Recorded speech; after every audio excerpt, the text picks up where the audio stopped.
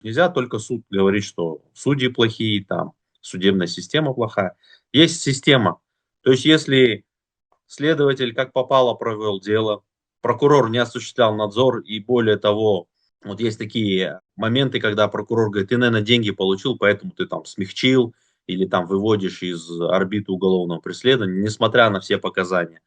То есть, какой материал получают суды и судьи, такое они и делают отправление суда. Ну, понятно, что на каждом этапе в правоохранительной системе должна работать система сдержек и противовесов, но, к сожалению, она не работает. Если следователь провел свою работу качественно, прокурор, может быть, нашел какие-то ошибки следователя, материал поступил в суд, судья все объективно рассмотрел, то, конечно, я думаю, 90% судебных решений были бы в Казахстане справедливыми, народ не был бы обозлен,